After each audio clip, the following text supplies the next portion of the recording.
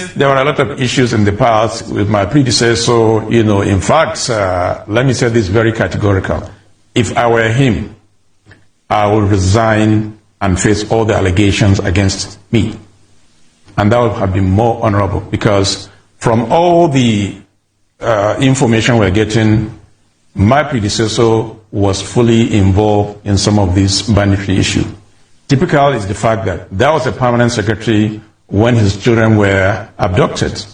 And it was unfortunate that he had to pay ransom through the government house. And it was also very clear, based on all the allegations, that bandits were being kept at government house. Hello guys, you're welcome back to this particular YouTube channel, and thank you for joining me once again. So the person you just heard his voice is the current governor of Zamfara State, Dauda Lawal.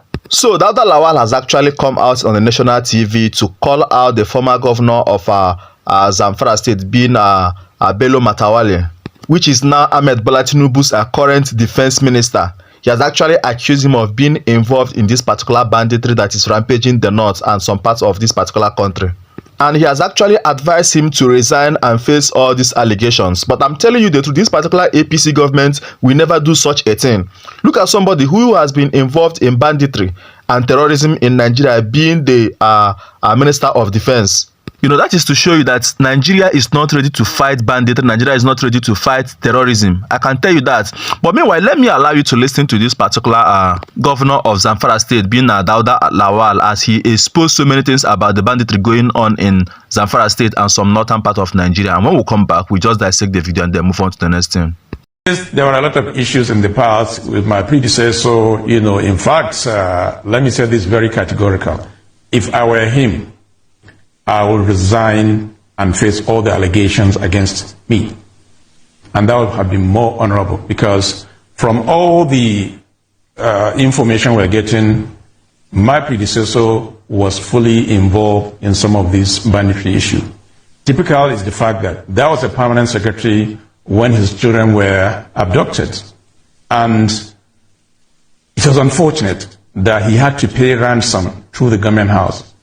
And it was also very clear, based on all the allegations, that bandits were being kept at government house. There are so many issues. So for me, honestly, if I were him, I'll step aside and face this allegation until I clear my name before I come back and continue my job. That should have been more honorable.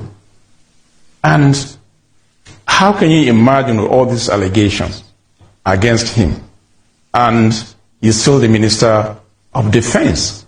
I mean, that is unfair. This man could have been honorable, stay aside, face all these allegations, clear his name, and then come back and continue to do whatever he wants to do. Whether he wants to remain as minister or he wants to do something else, that would have been more honorable as far as I'm concerned. If I'm in that position, believe me, I'll put in my resignation letter. But Your Excellency, he has not been nailed by the EFCC. So why do you think he should have been probed before taking up the appointment?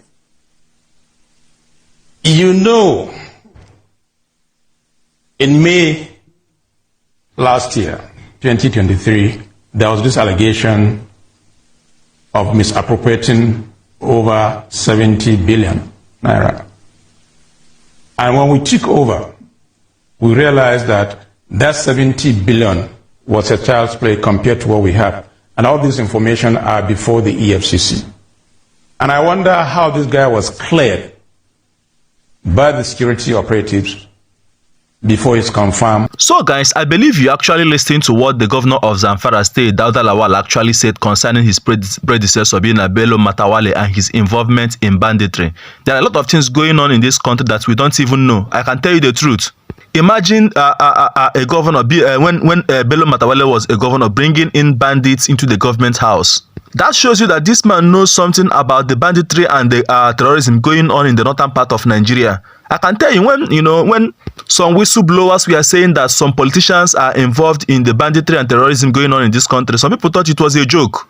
Now you have seen how our defense minister, Tinubu's appointee, has been exposed by his successor, yet he is still occupying that particular position as the defense minister, and Ahmed Bola Tinubu has not done anything about this. Not only his involvement in this particular banditry, you heard him mention about the financial fraud he committed during his stay as the governor of Zamfara State. He was accused of 70 billion, but when this Governor Dauda Lawal came in, they realized it was a child's play. And all the information are before the EFCC, yet they have done nothing to him. They cleared him. He became the Minister of Defense.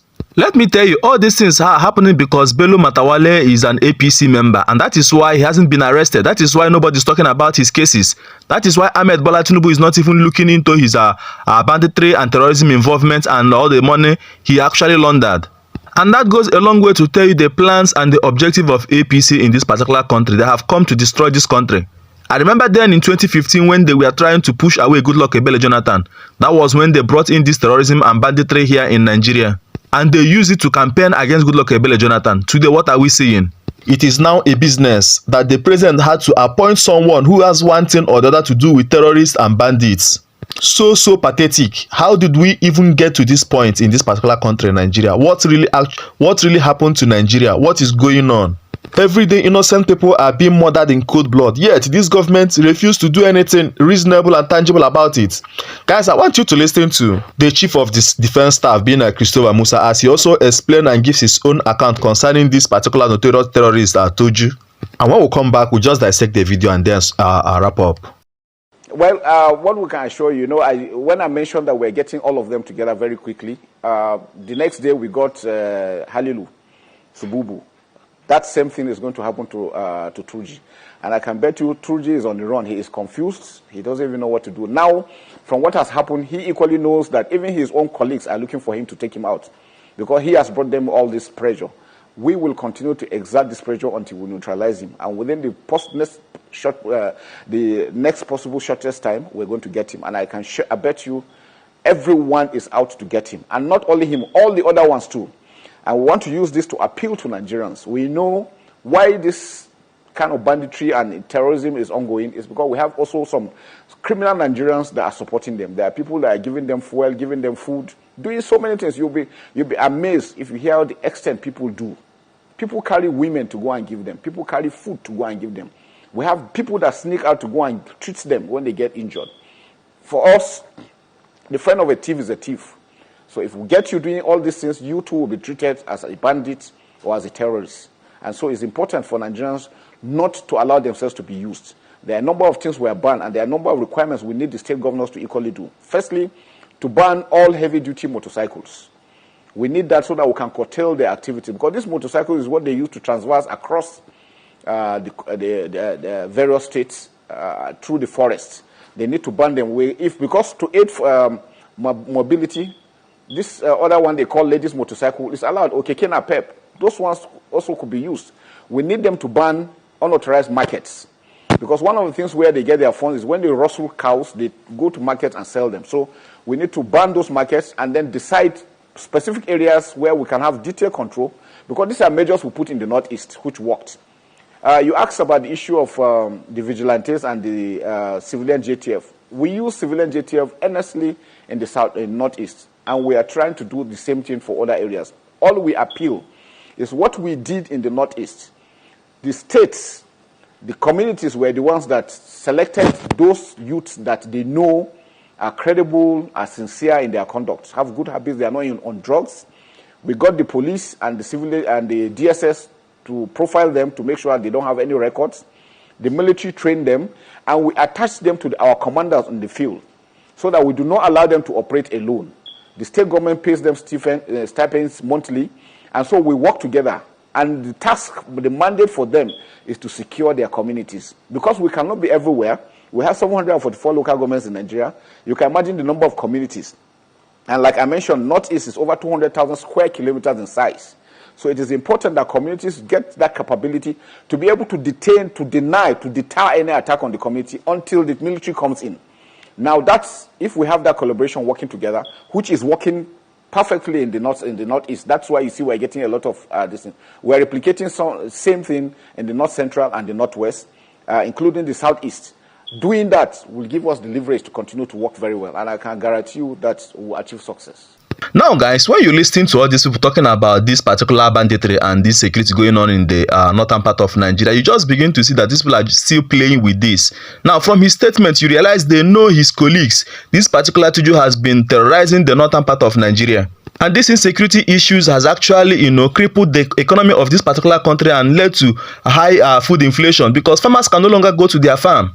But these military men, they know that, there are people who are sponsoring and supporting these bandits and these terrorists. Why are those people still allowed to be moving about freely? People like Bello Matawalle, what other evidence do Nigeria need? What other evidence does Ahmed Bola Tinubu and the military need to arrest that particular man? How can somebody who is involved in a banditry become the Minister of Defense in a sane country, in a sane society? Such a thing can never happen. Or is it that these people actually have a cockroach in their cover that when they arrest Bello Matawalle that he's going to let the cat out of the bag? Anyway, guys, I've said it time without number that APC is a plague. APC is a curse to Nigerians. I am telling you the truth. Put tribalistic sentiments aside, put religious sentiments aside.